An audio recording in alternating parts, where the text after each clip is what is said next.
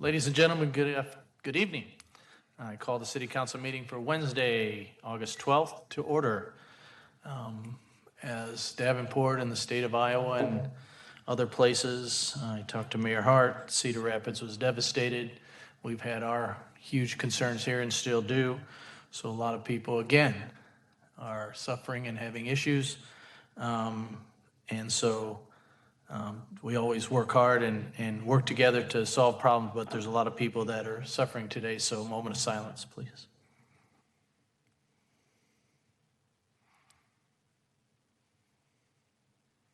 Thank you. And if Alderman Peacock, please lead us in the Pledge of Allegiance.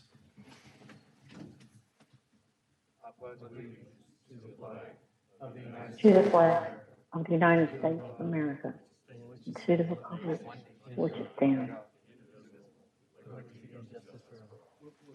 Marion up top. Thank you, everyone. Brian, please call the roll. Dunn. Here. Dorman. Here. McGinnis. Here. Lee. Here. Grip. Condon. Here. Peacock. Here. Dickman. Here. Jobson. Here. And Ambrose. Here. 9 present, Your Honor. Thank you very much. Welcome back, Alderwoman Dickman. Good to see you. So protocol, please, if you have your cell phones, silent or off, please, so don't interfere with what we're doing. Be respectful of us because we'll be respectful of you. If you'd like to make a comment, please come to the podium. Direct your comments to us as a whole. If it's an agenda item, you'll have 5 minutes. Please state your name and your business. Remember, you're communicating with all Davenporters and fellow Quad Cityans and anybody watching on our streaming service. So thank you for participating and we welcome you here tonight. With that, will please an alderman move approval of the City Council meeting minutes for July 22nd. So moved. Motion by Alderman Peacock, second by Alderman Dorman. All in favor? Opposed? Aye. Very good. All that passes. Okay, Ms. Spiegel, I have a bunch, you might have a bunch, but an update. Good evening. Just one kind of umbrella level one. I wanted to express my appreciation to our entire staff team, specifically Public Safety and Public Works, who stepped into action Monday afternoon to provide our community with safety during its time of need, specifically with a number of accidents and property damage that we faced during the storm. And then Public Works for their continued efforts to clean up throughout the city. We have many long weeks ahead of cleanup. We appreciate the neighbors helping each other. We've seen so many acts of kindness right now, and I think that's important for all of us to appreciate. But just to continue watching our social media and the website, we will update things as sanitation schedules change or as we do more information on pickup as we continue to work through it. And I will leave it to the mayor to talk about our visit with the governor today. But having the disaster declaration in place is very helpful for our residents as well. Thank you. I'll speak my piece later. Is there an alderman who would move approval of the report on Committee of the Whole for August 5th? So moved. Motion, Alderman Peacock, second, Alderwoman Dickman. All in favor? Aye. Very good. Opposed? That passes. We have 2 proclamations this evening. One is American Wind Week, and the other one's Water and Wastewater Workers of Iowa. American Wind Week, Alderwoman Dickman, please. The proclamation reads as follows. Whereas wind energy is the largest provider of renewable energy in the country and wind provides 42% of Iowa's in-state electricity generation, ranking first in the nation, and provides enough energy to power 2.4 million households, ranking second in the nation, and Iowa is home to 11 wind turbine manufacturing facilities and almost 10,000 jobs supported by wind and solar throughout the state. And wind projects in Iowa have attracted nearly $19 billion in investment to date and provide $61 million to Iowa communities through state and local tax payments, spurring development of our schools, infrastructure, and public safety. And in 2019 alone, rural landowners in Iowa received $69 million in land lease payments from wind projects, providing a steady, independent source of income despite unstable markets. Now, therefore, we, Mike Mattson, Mayor, and the City Council of Davenport, Iowa, do hereby proclaim the week of August 9th through 15th, 2020 as American Wind Week, and encourage all citizens to learn more about wind's impact on our community and celebrate Iowa's leadership in energy production. Dated this 12th day of August, 2020. Move the proclamation. So moved. Second. All in favor? Aye. Any opposed? All right, unfortunately, the person or group that was gonna come accept this was not able to make it tonight, so we will just hold on to this and get it to them when we get a chance. Thank you. We'll get to it. Yeah, okay, thank you. The next one's Water, Wastewater Workers of Iowa. Alderman Dunn, please. Thank you, Your Honor. The proclamation reads, whereas the surface and groundwaters of the city of Davenport, our region and nation, are our city and country's greatest natural assets, and whereas the water treatment, stormwater, and wastewater workforce is dedicated to maintaining the natural and built infrastructure that conveys and cleans our water's resources for use and reuse, and whereas the engineering and environmental science-based practices in water, stormwater, and wastewater processing continue to be a vital element in protecting public health and enhancing our water resources, and whereas the services provided by these professionals are an integral part of our citizens' everyday lives, and therefore we, Mike Mattson, Mayor, and the City Council of Davenport, do hereby proclaim the week of August 16th through the 22nd, 2020 as Water and Wastewater Workers of Iowa Week, and encourage all citizens to acquaint themselves with the issues involved in water treatment, stormwater pollution prevention, and runoff reduction and wastewater treatment, and to recognize the contributions our water professionals make every day to promote sustainability, protect public health, and our water resources. Dated this 12th day of August 2020, and I move the proclamation. We have a motion and a second. All in favor, say aye. Aye. Any opposed? Aye. Any opposed, same sign.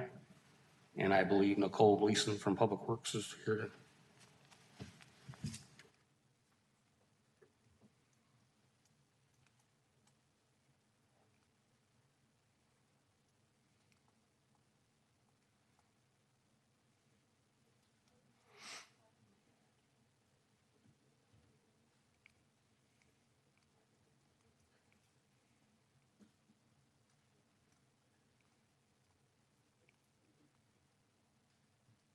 On behalf of Dan Myers and his crew, thank you for the proclamation and recognizing all the work they do. As you all know, our water treatment plant does support 4 cities, so we take a great deal of pride in that, and the inner workings between the plant and the compost are vital to our community, as we're seeing this week. So thank you very much. Thank you very much. Thank you, Alderman Dunn. So petitions and communications, so I'll ask indulgence to bear with me. I have a few notes and updates, so thank you. First, again, as Ms. Spiegel said, we had what I would call a great visit with the governor today, her Homeland Security Secretary, the National Guard Commander, concerning the storm, the unprecedented event, Category 2 wind level derecho. So we talked about a lot of things. Ms. Spiegel did a great job in briefing her and showing pictures. Upstairs in coordination with our partners from Bettendorf and the county. We had many folks there to include our emergency management folks, and we've been in constant contact with them. So just some pieces of that. For Mid-American, I get an update every 2 hours, and we're in constant contact of their status and what they're doing. And we have, as of a couple hours ago, we have hundreds of vehicles and people on the ground here adjusting, moving, and dealing with whether it's trees on lines or lines that are just missing or lines that need to be repaired or houses or businesses. And they've established, working with us, the priority is, of course, medical, the communications networks, which are all up now. So in the time from Monday to just now, the incredible work that our public works folks have done of 300 some pieces of blocked road throughout our city to down to under 20 now. Just an amazing job of clearing our pathways, because Monday it was hard to have movement here. So a huge call out, and the governor called us out and Public Works out also today about the efforts that the city and everybody has, to include, as you heard Ms. Spiegel talk about the citizens and folks helping each other and just coming together for another, again, unprecedented event here.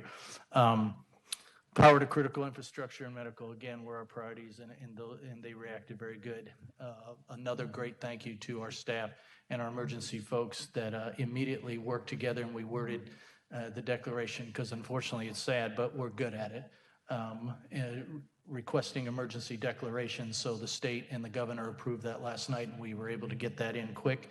In conversations with her today, she feels good. I certainly won't speak for the governor, but the conversation was good that we should get a federal declaration, and I think that's going to be forthcoming soon. So for people who don't understand, the state and federal is so important because it releases funds to be used, and then of course Nicole and her folks and Mallory and her folks are very good at keeping records, because the key for the FEMA feedback is the documentation and records, and just the constant truckloads of stuff going to the compost facility and measuring that and weighing it and pricing it so that we can get our funding back through FEMA. But we're unfortunately pretty good at this, and that's why we're able to get the emergency declaration from the state so quickly, and hopefully the federal, because of the funds that will come. So we had great discussion of that. We had, quite frankly, good discussions about the schools and the state providing personal protection for all students and educators, and testing, increased testing for our students and educators. So that's forthcoming, and we're going to have that. We went to the Test Iowa, and we talked about that a lot. And so she's committed to doing that. So I thank her for that. And just a great relationship with that has happened, unfortunately, again, but with Mid-American and their willingness to help and provide immediate response, especially to our critical infrastructure that we did. So thank you to that. Let's see. The MOU and task force, I know the agenda items later, but it's slightly separate. But just to update you quickly, we had a good initial meeting yesterday. What I should spell it out though. Our memorandum of understanding that we're working on, working group task force. We had a good initial meeting. I applaud the school district and Mr. Gosa for participating. It was an initial great discussion, and we have 3 working assignments for next meeting. Objectives were to provide in writing our purpose for SROs, the possible unified job description, and establish our unified expectations for all buildings. So that's for our next meeting. We'll establish our drafts for those, and then we'll narrow it down and pick exactly what the wording is for those. So as I promised, after each meeting, or as we have products to provide or what we're working on, I'll keep you updated on that. So that's a homework assignment for each of us that's been assigned to do that, so we can come together and provide a document, at least on those 3. And then each meeting, the intent will be to work on the next established, so that we can provide the council and the school board with a memorandum of understanding, get their feedback, and go back and work again, and then eventually have a document that everybody understands. And the intent basically is so that whoever you are, whether you're a parent, a kid, administrator, anybody, you can read this and understand what the role and what the expectation and what the provided service is happening. So that's the initial one happened yesterday, and we intend to basically do this every week. Let's see. Reminder for Saturday, the Civil Rights Commission is again having a listening, working, more of a discussion with their commissioners. This Saturday, this chamber will be open like it was 2 weeks ago, to provide another opportunity, another place for people to participate. There is a link if you want to register for the Zoom and discussion. Please go on that and do that. Thank you again to all the people that are helping our neighborhood friends. The outgoing support that everybody's providing each other is just unreal again, and I thank you so much for that. And then last, we are now in the police department recruiting mode, so you will see very shortly a schedule for workshops and orientation sessions for our police department recruiting that will be out in the community. And I talked to Ms. Merritt, and thank you for her office that you will see that shortly. So we're committed to that, and we'll make sure you have that information. And then I guess that's all I have. Ms. McGinnis, I know you have our Alderwoman McGinnis' census briefing. Thank you, Your Honor. Sorry I can't be with you tonight, but I wanted to give you an update on where we are. We are on the countdown. We're about 6 weeks away from the end of the census. So the rates as of today, August 12th, we had, from last week, we had 2 more great census tracts go green, Census Tract 121 and Census Tract 12601 on the west side have now gone into green, which means they have exceeded their 2010 self-reporting rates. That's exciting. The ones in black or very close or almost at 2010. The ones in red we still need to work on, and these are farther away from reaching their 2010 self-response. We do have activities going on. I think Alderman Dorman's going to be my prop man, and if you could, Alderman, if you could hold up the sign. We have some new signs that say it's not too late to do your census, and it's certainly not. We have some of these at City Hall. If you want to call the council office, if you would put one of these in your yard and reaching out to folks and be willing to put one in your yard, particularly if you live in an area that is underreporting, please give the council office a call and we will arrange to have you pick one up. We'd like to get these out. We'd like to get them out quickly. So they will just help to push the message.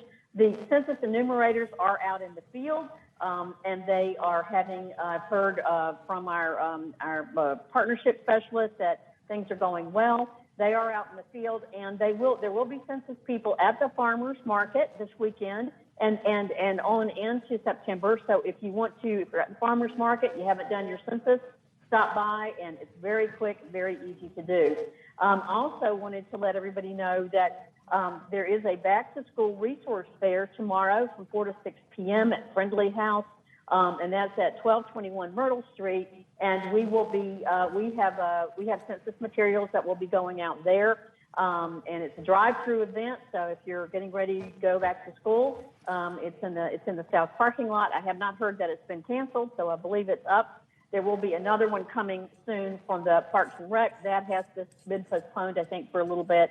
So we do have census materials there, and they'll have all sorts of other goodies for people going back to school. So let's just keep trying to get our census done. Help your neighbors, help your family. Let's get these numbers up some more. And that's all I have tonight, Your Honor. Thank you. Thank you, Alderman McGinnis, for, keeping us tracking on the census. So I'll change a little bit. I apologize, Ms. Gleason. I was going to have you give an update on the weekend work that's going to be gone so everybody knows. So I apologize. So I just wanted to give a quick operational update for Public Works. This week we're on 12-hour days with all the Teamsters, 7 to 7. I'm trying to keep up with as much as possible as people set brush out. We are also working 12 hours Saturday, and then as a reminder, those people who have a day late on garbage, that's why we'll also be collecting garbage Saturday. We'll have a limited Sunday crew just primarily for large debris because we have limited equipment that can get the larger debris. And then if you have other items, it's generally following bulky waste rules, and if you're not sure, just please call Public Works. If you have a one-off request, we're pretty much granting those at this point. And then just as a reminder, with the bulky waste, the building material, if you have an insurance claim and it's building materials, those contractors should be taking that as part of the claim that isn't collectible. Some of the roofing material and things the landfill won't take out of our trucks. And it just, and last but not least, if you're able to bundle, it will help us get to it faster. If you can't bundle because it's too large, don't worry, it just might take a couple extra weeks to get there. So thank you. Cool. Thank you. Ms. please. Quick question. First, I'm going to make do my remarks as a councilman, but pertaining to what you just said, do we have some type of partnership, cooperation with other cities that were not impacted directly by the storm? I can't think of the city, but let's say they have their garbage trucks to come and help us in our time of need. Do we have some type of partnership like that? Not generally during the week because they have their own routes and things. I have put in a request to the EMA if anyone had extra equipment we could borrow on the weekends to do some of the larger things, and I'm waiting to hear back on that. Yep. Cool. Thank you. Yep. Okay. We'll just go around. Alderman Jobson. Thank you, Mr. Mayor. I had to postpone my, oh, sorry, Nicole, nothing for you. Okay. I thought we were done. Had to postpone ward meeting last evening. Thank you to Samantha Torres, Nevada Lemke for getting information out. Looking to reschedule that within the next coming weeks, just trying to coordinate location as well as a member of Sergeant Harris's team to come speak as was originally planned. So we'll get further information out, check social media platforms, et cetera. And thank you to staff for that. Also echo the sentiments to Public Works. Thank you for all the hard work. Public Safety, thank you for all the hard work for our citizens within the city of Davenport. Thank you for being neighborly. It's great to see people chipping in and doing great things for their neighbors and being neighborly in a trying time. So keep it up, and thank you very much. Thank you. Alderman Dorman. Thank you, Mayor. I just first off want to say thank you to not only Public Works, but the entire city of Davenport. This is a storm that was definitely one that was relatable to hurricanes I saw when I was lived in North Carolina for a time. So I've not seen something like this in Iowa, and we now see the damage. But I don't like to focus on negatives. I feel like I'm a very optimistic person. So the spin I have with this one is that Monday night, that was one of the first times I've really seen all of Davenport come together. I went for a walk around the neighborhood once things calmed down, and every corner I turned, neighbors were collecting together, helping each other out, trying to do their part to come together as one. And so that's where then I want to plug our Good Neighbor Project, which Sergeant Harris and Nevada Lemke is putting together. But basically, we are trying to take that energy of everyone coming together during bad things like a storm and have those relationships be longer lasting, more than just in these really dire times of need. So please look that one up. If you met new neighbors or if you already have a strong neighborhood group, get online and find that, or call City Hall or the police department, and they'll get you connected to the right resources to find out more about that program, or to get you registered, whichever one it may be. And the other positive thing that I saw that's happening in our community is on Friday, the 2021 fair lineup will be announced. I'm a huge Mississippi Valley Fair fan. I love the concerts. Really hoping George Strait comes. I don't think that's going to happen, but either way, it will be a positive event in our lives come Friday. So keep your eye out for that one too. That 2020 seems pretty negative and pretty bad, but there's plenty of hopes and little lights out in there that we can cling on to. So that's all I have. Thanks, Mayor. Thank you, Alderman Dorman. Alderman Ambrose. Thank you, Honor. Mayor Mattson, you've shown some great leadership, and I really appreciate it. Corey, Team Davenport, as usual, outstanding. That's why we're America's greatest city. In Corey, maybe you could address this, or Nicole. A lot of people have heavy timber that's on their property, on their houses. The city can assist them in that, or will the city assist them, or what should they do? What's your advice? So are you talking where there's actual property damage? Yeah. So they should work through that with their insurance company, get the adjusters out, and provide contractors. We did release some information about how to make good decisions with contracting, making sure you're using a licensed bonded contractor, those kinds of things.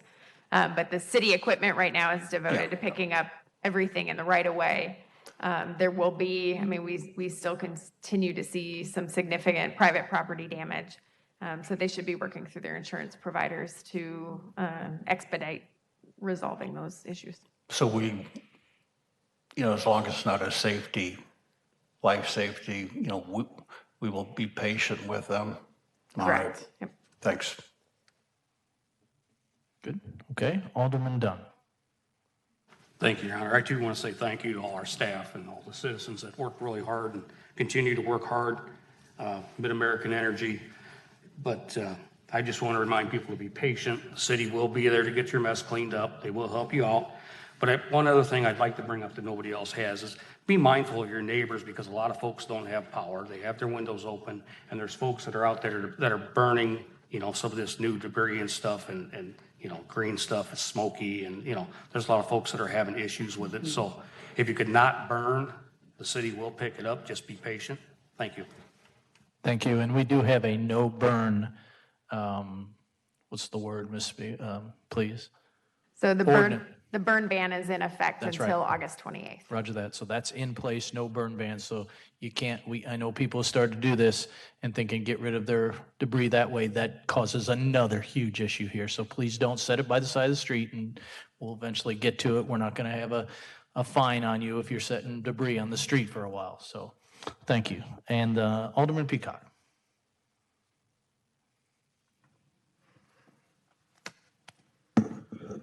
Thank you, Mr. Mayor.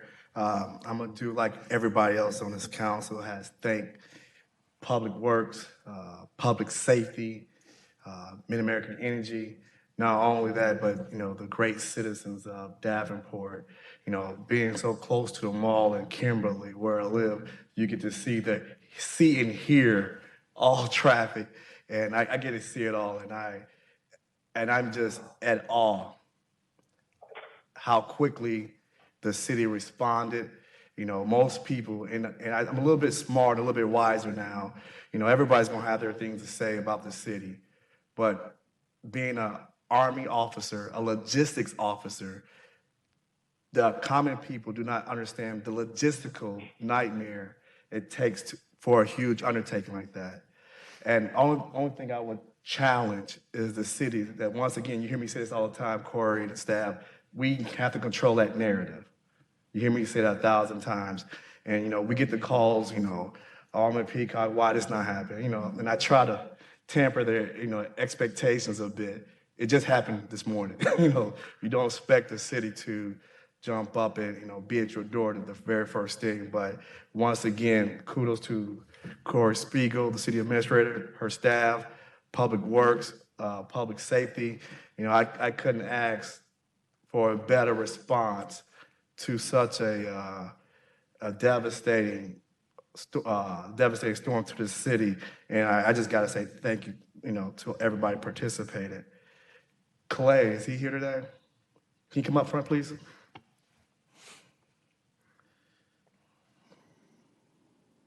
Can you do me a huge favor, and can you go over the 53rd Street project? I apologize. No, you're fine. Clay Mayer, Public Works. So have a meeting tomorrow with the contractor to go over everything. More than likely, we're set to pave between Eckstein and Tremont this week, but I kind of want to make sure with them, with everything going on, does that set them back, or are they still fine to finish that out the rest of the week to do paving for that job? Because the idea is we can pave that section so we can open up. So let's see if I can say this. So when we hit off of Tremont, we would direct traffic. Once that's complete, we would direct traffic to the newly completed section. So then we can then turn around, close the south section of Tremont down and open up that intersection.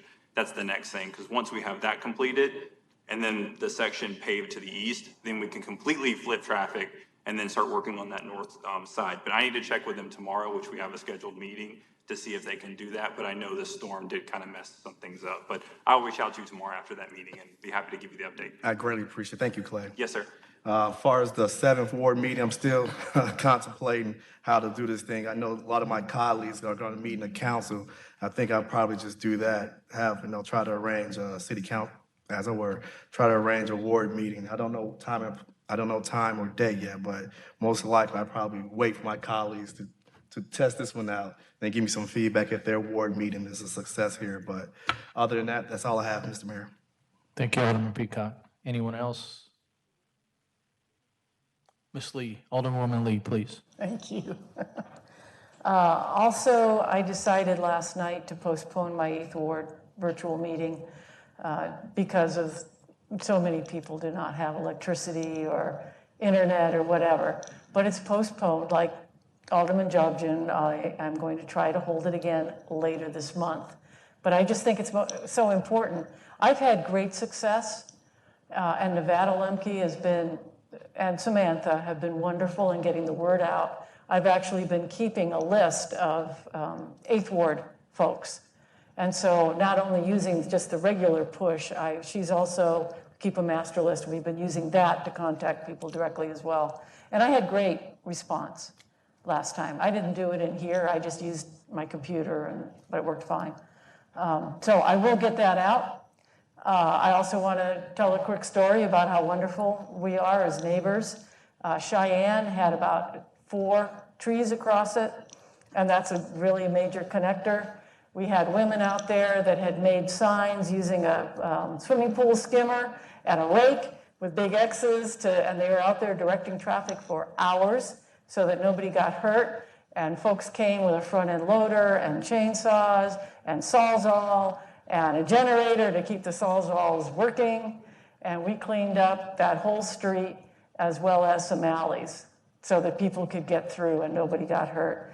I was also really impressed. I was over in Bettendorf and coming back after the storm at how people were being careful of each other as they were driving. And they figured out the 4-way stops where the lights weren't working and were going slow enough to go around the trees and watching for each other in that devastation. So I was just really impressed and happy to see that.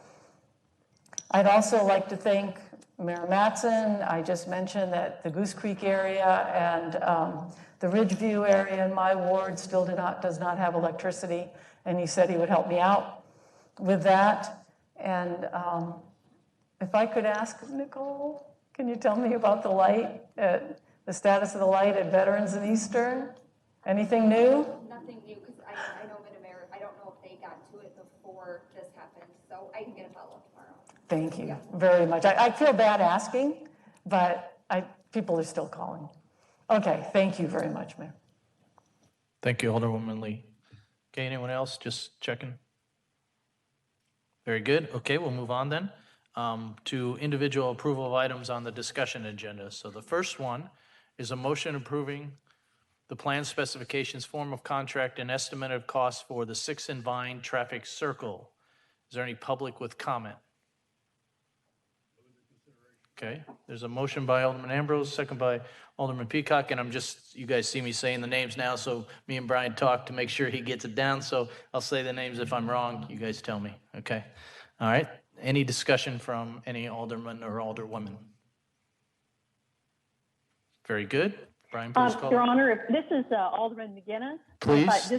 I did, yes, thank you, Your Honor. I did hear, I got a letter today from the neighbors about the traffic circle. They're very excited. They did have some questions, so I will be in the process, or have reached back out to them, and we'll be setting up a meeting to I asked for week after next, because I think next week's going to be very busy, and I know following it to our staff as well, to maybe sit down with them either in a room or virtually and talk about questions that they had. So they're very excited about this, and we certainly, and I know staff is as well. So I appreciate staff's commitment to this and sort of taking it, embracing it as well. So that's all. Thank you. Thank you. Kind of a cool thing. Okay, anyone else? Very good. Okay, Brian, please roll. Lee, Yes? Peacock, Yes? Jokjan, Yes. McGinnis, Yes. Condon, Yes. Dunn, Yes. Dickman, Yes. Ambrose, and Dorman. Yes. 9 yeses, Your Honor. Okay, the motion passes. The next item for discussion is motion authorizing the mayor to sign an intergovernmental 28D agreement with the Davenport Community School District for the assignment of a school liaison officer and a school resource officer. Is there any public with comment? Please, podium, name, ward, or address, 5 minutes. Thank you. My name is Dan Gosa. I live in the 8th Ward at 2223 Aspen Drive, Davenport, Iowa, 52806. I am the Vice President of the Davenport School Board. I want to first thank you guys all and gals for your dedication to the city and all the things you do. I would ask that you all support this program, as it's been a good partnership between the city of Davenport and the Davenport Community School District. That's all I have. Thank you. Thank you. Anyone else?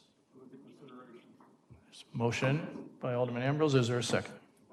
I have a parliamentary question. Is there a second? Second. Okay, second by Alderwoman Dickman. Now, is there any discussion by Alderman? Alderman Peacock. Now, and I wish Tom was here because he was coaching us on this thing here. Now, if I'm not mistaken, we're about to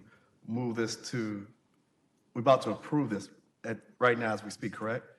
Now, if I'm not mistaken, I posed a question last at the, we was posted, he asked, he knew I was gonna try to make an amendment. Now, if he does this, I'm not allowed to make an amendment. Is that a correct statement? You can make it. No, you can make the You can amendment make the now. amendment. Okay, thank you. Historically, what we do is if there's other people to comment, you let them comment, and then you make your amendment at the end. Gotcha. So if that's okay with you. Because Roger. you had the floor. So. Well, so. I see a couple other people. No, wanna no, comment. go ahead, Mr. Mayor. Okay, so Alderwoman Dickman, and then I'll come back to you at the end. I will just comment that I do like the proposed amendment that Alderman Peacock will be bringing forward. Was able to gather that from, I know there were some technical difficulties at last week's meeting, so thank you for Alderman or City Administrator Spiegel for reading my statement. I do just want to make sure that we're all on the same page, that this is just approving talking about it, assuming we pass the amendment. And I do think that it is good to talk about it. One of the things that I want to stress with talking about it is that having a school resource officer might have a different impact on different populations. And to make sure that we're not just saying, well, it's making some people happy and then it's an overall good. You know, some of our most vulnerable students might have a very different reaction to having an officer in school, and if that is impairing their learning, then that's something that we need to very strongly consider. So I don't have set answers. I know there's a lot of people who've done a lot of research on this and have way more firsthand experience. I just wanted to make sure that those are part of the conversation, that it's not just how's it affecting everyone, but how is it affecting every subgroup? And is it worth it to have all those trade-offs? So thank you. Thank you. Is there anyone else? I'm pausing just to make sure. Alderwoman Lee. Sorry. I'm sorry. I need a bell or a green card or something. As I said at the Committee of the Whole, I'm not for or against SROs. I just needed information, more information. And so, since the last meeting and this meeting, I've taken quite a bit of action to get some of this information.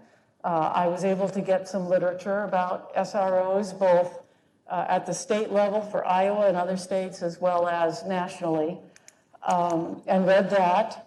I also, I brought up some questions at the Committee of the Whole last week, and Chief Sikorsky and Mayor Mattson and Ms. Spiegel and Brian Heyer and Mallory asked me to come so we could talk about it. And I really appreciate that opportunity. And also at the Civil Rights Commission, there was a woman who used to live in Davenport and has also been on the Sheriff's Department in Tennessee and taught at WIU on these types of issues. And so I followed up with her. I got her contact information. And she and another doctor, and they've done quite a bit of research on SROs. So I had a Zoom meeting with them yesterday.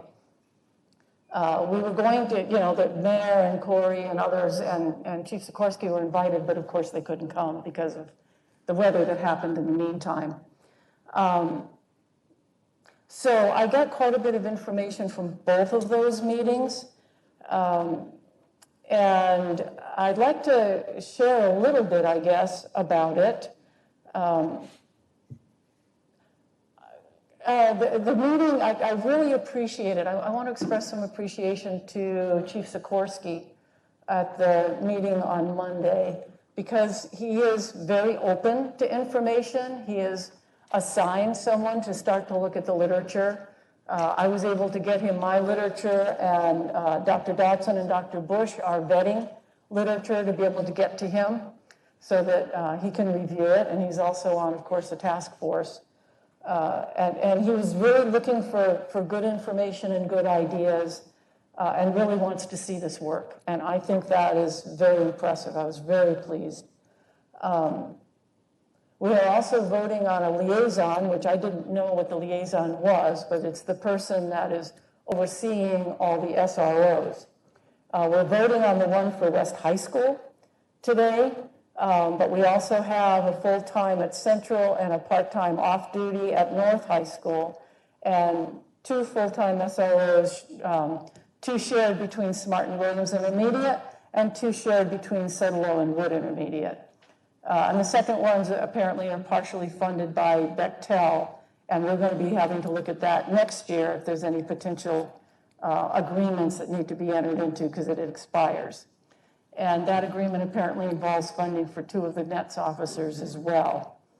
I've got I see that Chief Sikorsky is in here, right? Okay. But I'd like to ask, I'm sorry? Oh, I see you. Okay. You're behind, okay.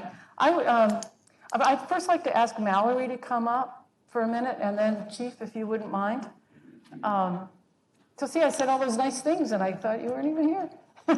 But Mallory, if you would explain to everyone about the funding for the SROs and liaison, both for what we're voting on today and related to the Bechtel. Yeah, sure. Mallory Merritt, Finance. The 2 that are on the agenda tonight are split funded between the city and the school district. So they're split 50-50. We obviously include the salaries and benefits for half of that and then bill back the district for the other half. So those are the 2 that are on the agenda tonight. The 2 that are in the junior highs, those are the agreement between the city, the school district, and the Bechtel Trust. So we are in our 2nd year of that. That's already been approved. And then there is one additional that is at Central. That one is fully funded by the city, and it's just an assignment through the police department. So basically, if the funding is not approved or the agreement, what happens to those officers, the SROs? There could be a reduction of probably 2. Okay. Yep. The votes for tonight. Yep. And then next time, if there's no money from Bechtel or we don't have it, we could also... Altogether, there would probably be 2, potentially 3. Okay. Yep. Okay, thank you. Yep. And then, Chief, thank you so much. I'm so pleased that you've signed an offer to review the relevant publications. That's great. There's a lot out there. And one of the things that I felt was important to say about that is a lot of the literature is not very positive, okay? Federal and even all the Iowa put together. But I think we have an opportunity here to make a difference and be a model in a way with the approach that we're taking.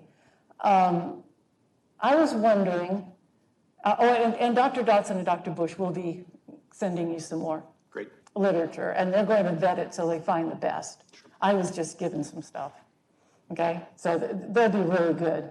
And again, they're also happy to have a meeting with you and Mayor and everything.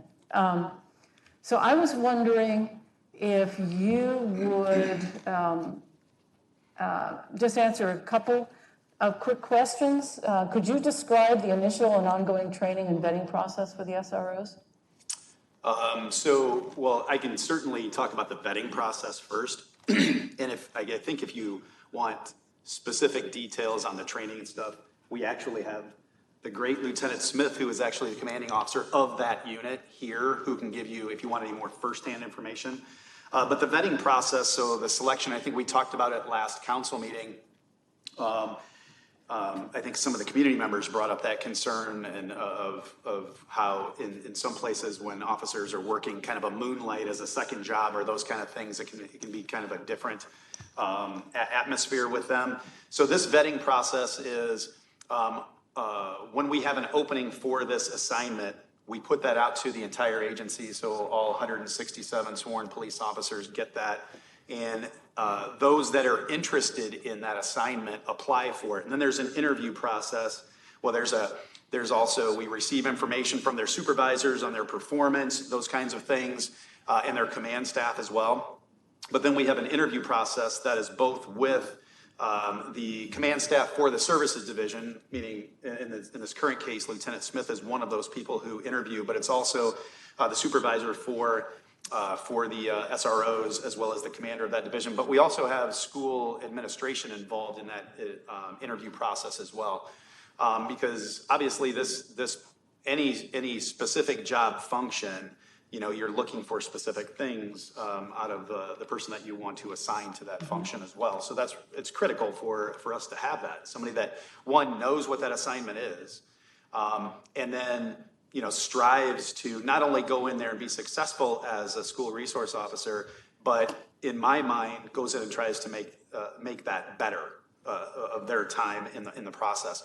And I'll tell you for the last opening and selection of the supervisor. So when Sergeant Nyrink retired last year, we had an opening for that liaison position, and the sergeant that was selected for that was Sergeant Quick. Now, Sergeant Quick was interested in that a few years prior to this selection process, and he thought by going and volunteering at North High School as an SRO would help him, one, learn about it, learn some of the difficulties with it, but also learn about that job, and then bring that back and would be something good on his internal resume, if you will, for something to discuss during that, of what things that he learned from that, why he's still interested in it, and what he can bring to the table and make the program better.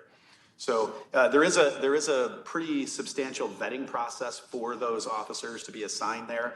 And again, you made the comment of, we have an opportunity here to form this and make the best kind of program that we can for the city of Davenport and as an example for the Midwest and the United States, and I think we can do that. Thank you. And another question that I didn't ask the other day, but do the SROs wear body cams while they're in the schools? They do, yes. Okay. Yes. And then how does the school district work with you and the mayor, I guess, for determining which schools would be best served with SROs? Yeah, I'll tell you, a lot of that has to do with school administration and their perspective. They have a lot of input on that. We certainly have some because we actually make the assignments, but that's a partnership, that's a teamwork. We make, we really, they're the experts on that aspect of it, and we certainly entrust them with vetting all the possibilities and then coming up with the best solution for it. Okay, thank you. Thank you very much. I also, and then I just want to read this into the record and then I'm done, okay? Reviewing the literature and having the meetings that I had this week, I came up with a list of information that I would like the task force to consider as they work. And looking through the literature and discussing things at the meetings, it's generally accepted that SROs have three primary responsibilities. One is educators, one is informal counselors, and lastly, they're enforcers, disciplinarians. And that's the one that's got the most attention. As part of the statement of work, I look forward to seeing the clear direction to school administrators, like you said, the chief of police, the liaison, the SROs, and anybody who's interested regarding the duties, authorities, and opportunities for each of those categories, and the comparative proportion of time that should be spent on each. And also to find the difference between the types of aggressive behaviors that very often occur in schools related to developmental levels compared to intentional violence. Because a lot of times you'll have fights in schools. And like what happened a while ago when we read in the paper, the kid said a lot of fights happen at schools because they know that they'll be protected and the fights will be stopped, as opposed to if the fights are happening off.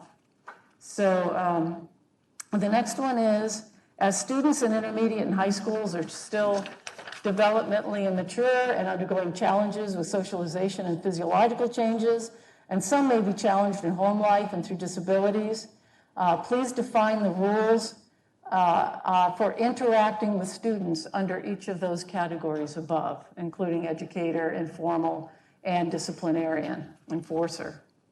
My next one was, as the agreement involved positions, not specific people, define the vetting that individuals applying for SROs must go through, like the chief just talked about, and the types of training. So that is documented in the document that you folks put together.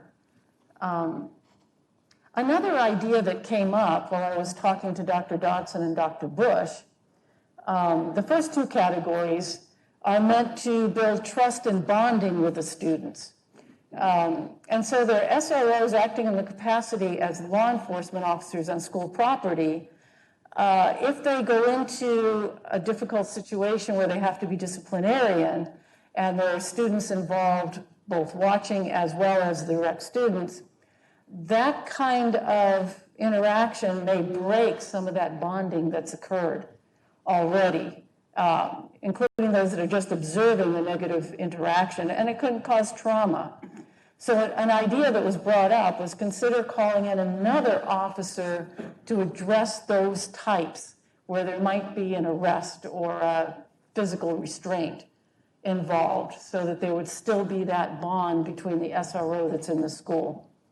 That might be something to look into a little bit more. The next one is define the information and data that each SRO and school administrator must collect as part of this, so we have a baseline. We don't have a lot of information going backwards, as Ms. Spiegel made clear, and you probably can clarify too, Mr. Gosa, but we can now create an opportunity for information moving forward. Because I think one of the most important things is, how are we going to evaluate success and effectiveness in each school in which they operate? So we have them there and people like them, but how are we going to evaluate whether it's actually meeting the goals for effectiveness and success? So I think that's really important. And also I'd like to see in that document how the SROs and Liaison work with the school nurses, the principals, the counselors, and other health and mental and social professionals that are either in the schools, and that we don't have enough of them, we recognize that, or in referral to get those kind of help. And I'll get those questions to you, but I would love to see that type of information addressed by the task group. So thank you very much. So I really think we have an opportunity here. We've got a program that seems to have support and seems to have questions, but we have an opportunity to lead the way and be models for other folks. And I'm hoping that researchers are watching and are interested in following up and seeing how we're doing. So I think we have a great opportunity for that. Thank you very much. Thank you, Alderwoman Lee. Alderman Ambrose. Thank you, Hunter. My recommendation is you get Alderman Lee on that committee, okay? She's got a lot to share with you. Hey, first off, all we want is the students and the faculty to be safe. And, if you follow the media, there's plenty of reasons that there should be a great concern about what's going on in our public schools. You listen to a bunch of radical social scientists saying the SRO officers are a pipeline to prison. That's crazy talk. They got a great history in the city of Davenport. They do a wonderful job. And I'm getting real tired of hearing people make these outrageous comments about our police officers and about our great school system. So, Mayor Mattson, you have the committee. You got Alderman Lee has got a lot to share, but a little common sense tells me there's a great need for SROs in our schools. I want all the kids and all the faculty to be safe as possible in the Davenport public schools. But those things that Alderman Lee is talking about, that's something the school board's got to deal with, not the city council. Thanks. Thank you. Alderman Condon.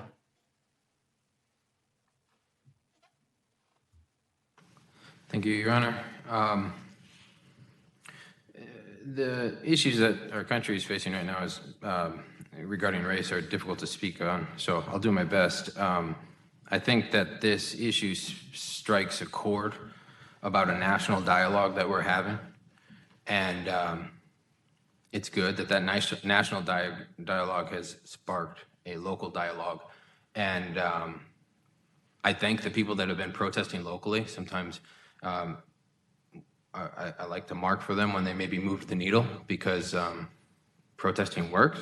And now we have the interested parties having a conversation about how we can get better. So that's a win. That's a success that we should acknowledge. And sometimes that's how change happens. Sometimes it's not a huge national mandate. This is a conversation that we need to have at the local level, because I don't think that there is any one large national solution for the underpinning socioeconomic problems that we're all facing.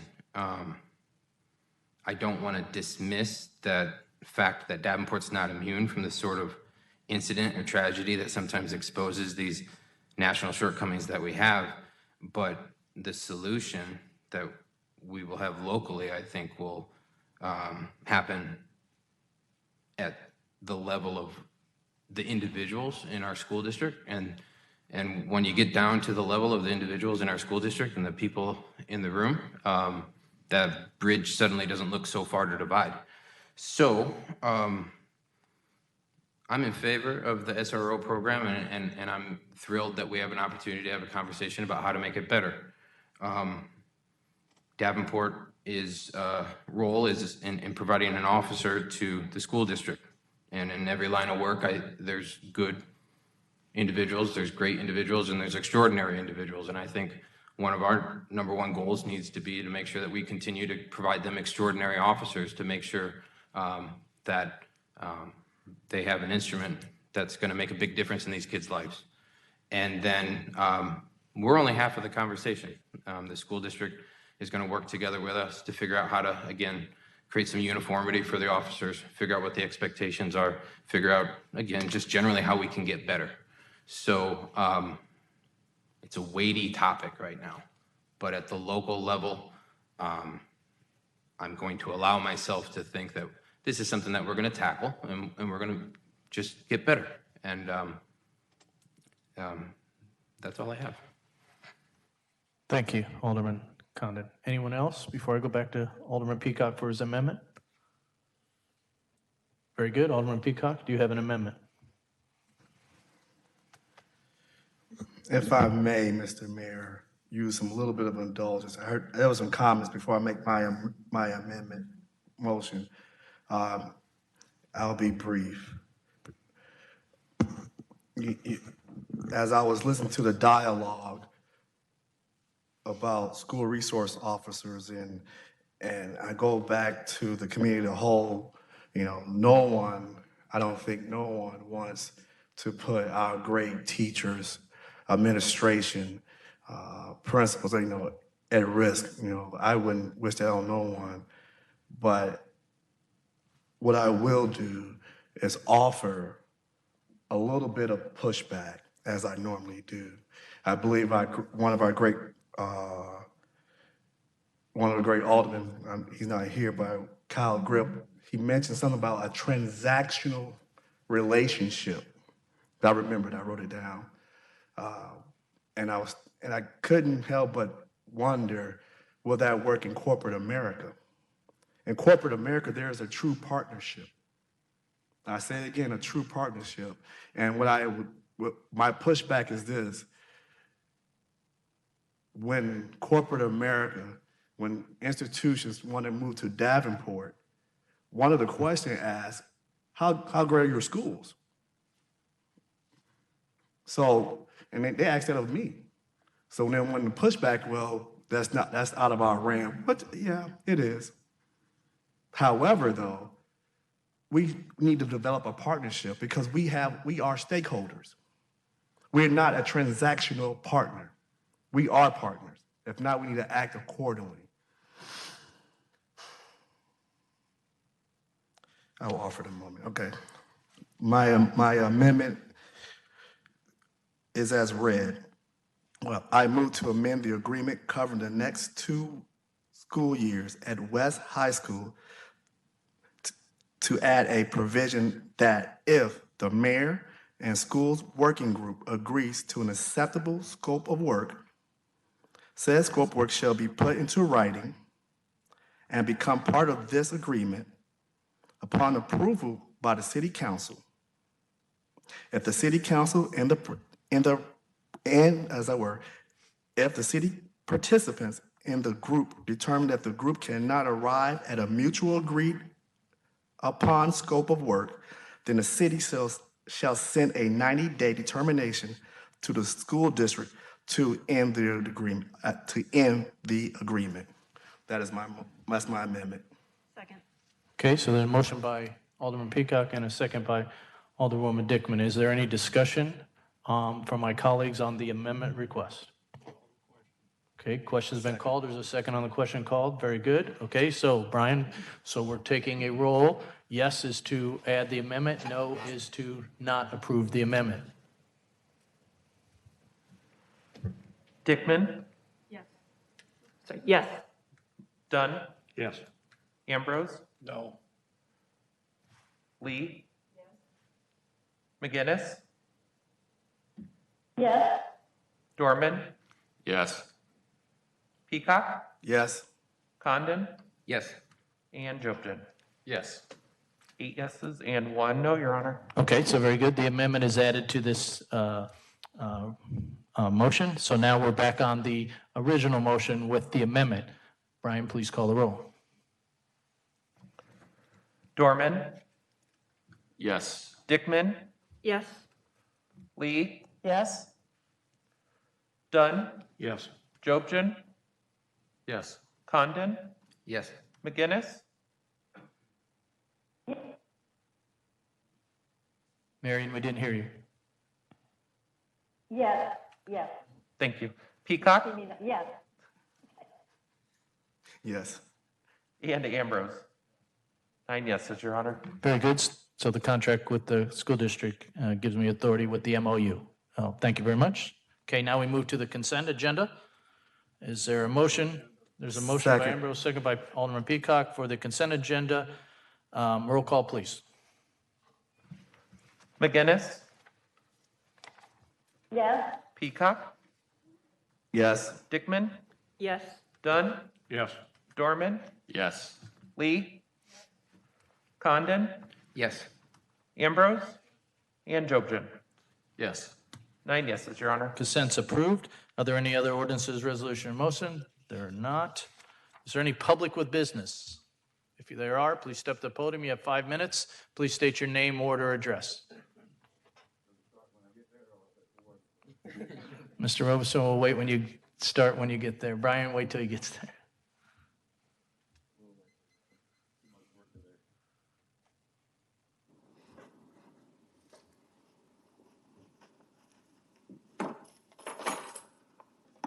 Good evening. My name is Larry Robertson, 1559 West 67th Street in the 8th Ward.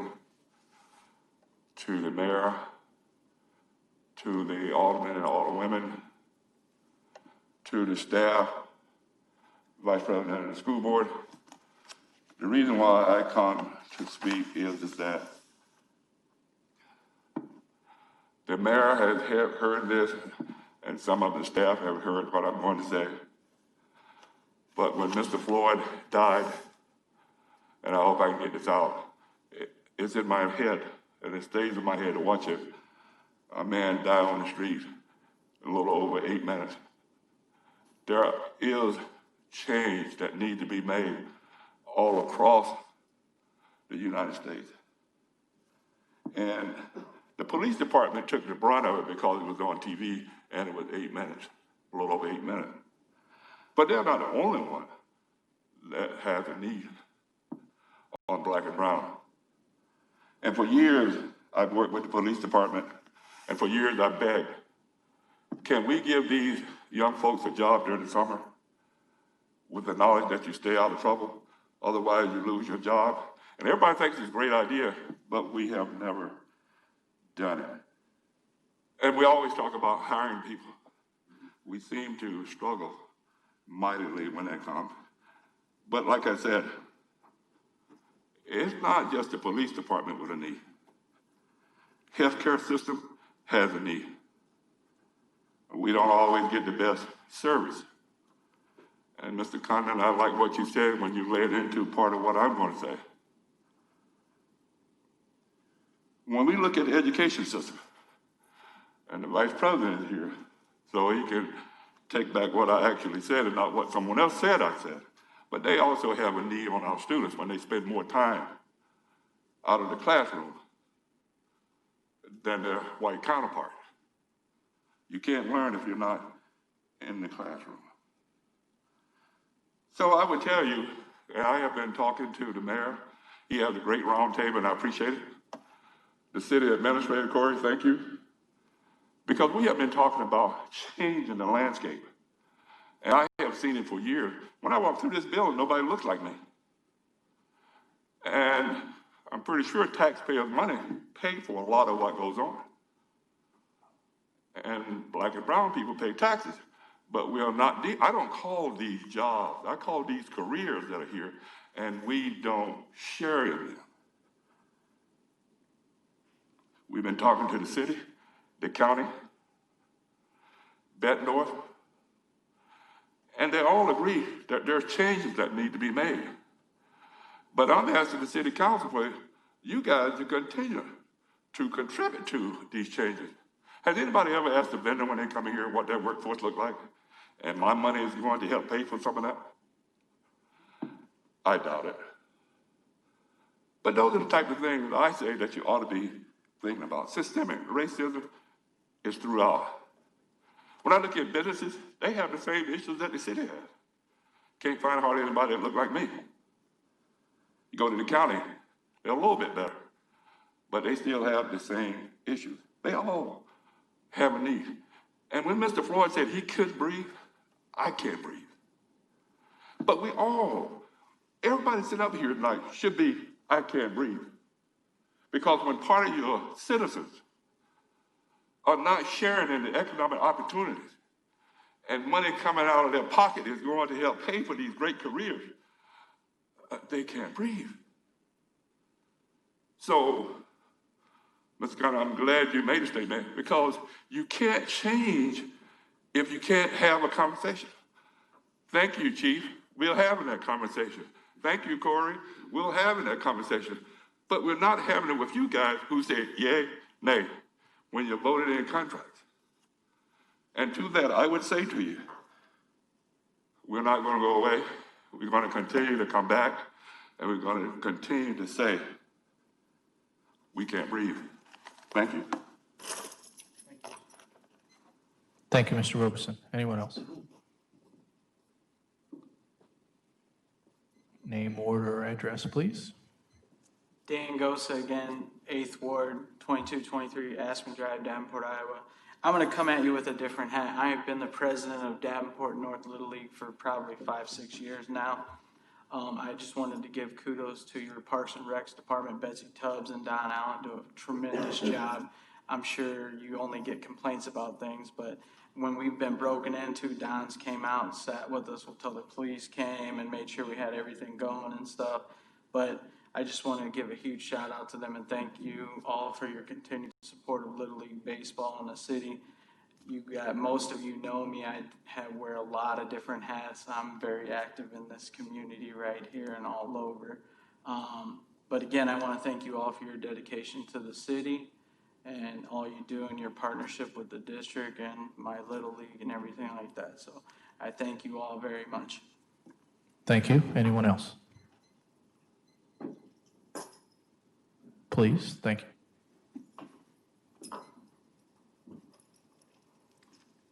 Athena Gilbreth, 1st Ward.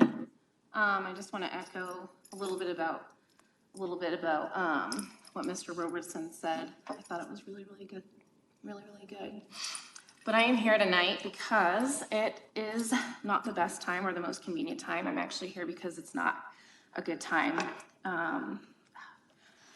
You said a couple of things earlier, Alderman Condon, and I want to make sure that everybody hears loud and clear that, yeah, we do have a problem here, and yeah, it is up to every individual to fix it.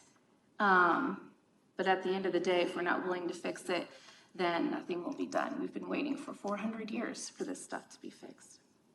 So while many of us have and are still enduring over 48 hours without power, that's me, I wasn't even gonna come tonight, but here I am. I want to remind you that delaying the fight for racial justice is an endurance of even longer. Addressing racism, privilege, meritocracy, and individualism is necessary, and it is all of our responsibility.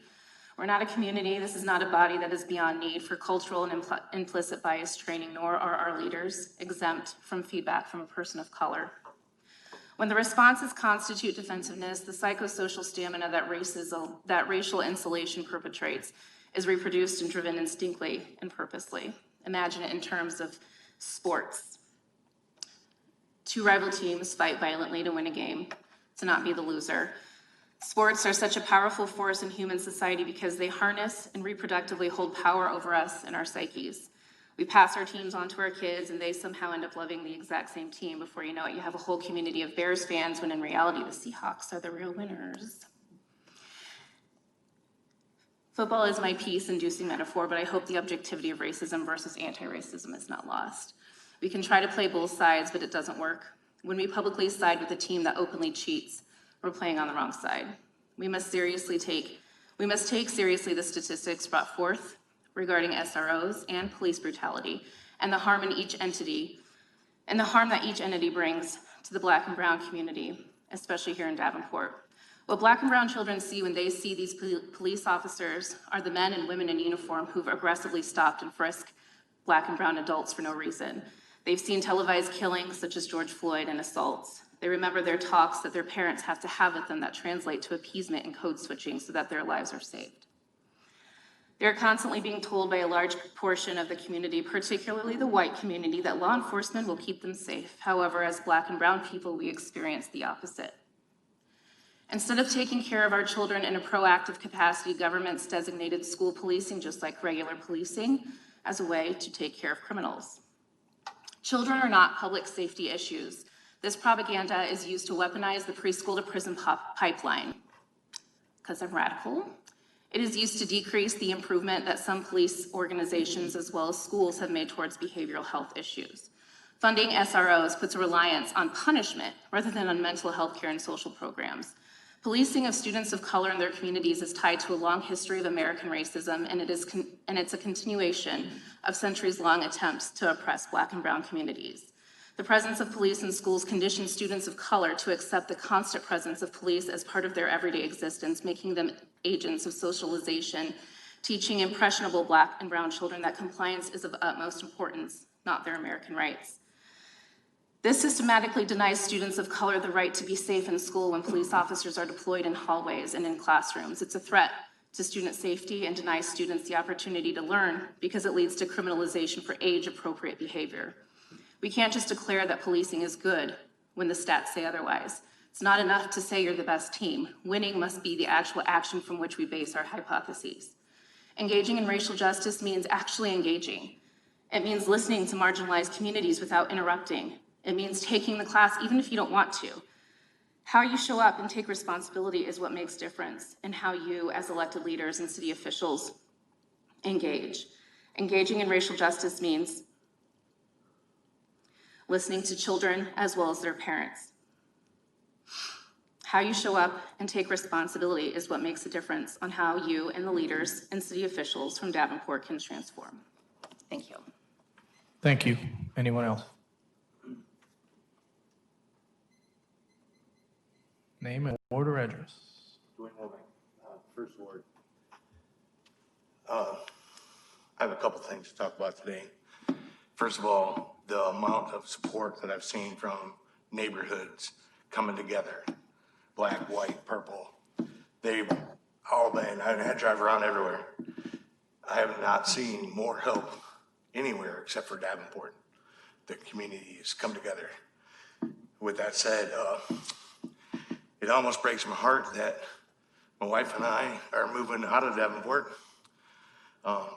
for some reasons I really don't want to talk about here, but I will with you if you like. I will continue to do Street Friends of Quad Cities, which is, I'll do that forever. So I hope I'm still invited to come back to city council meetings and ask you guys for things and things we can do for our street people. The thing with street people, on Monday when we had the big storm, I was in my house scared to death. We have 650 street people that were outside. And you all know that I will do anything I can for them people. But as a city and other cities around, we can do better. We're helping the veterans, Mayor, quite a bit. We need something for these people that don't want to be on the street and forced to be on the street, rather than sitting and dying in our parking garages where they don't need to be and scared to death when the storm comes and what they're going to do in the pavilion. So thank you very much. Thank you. Anyone else? Okay.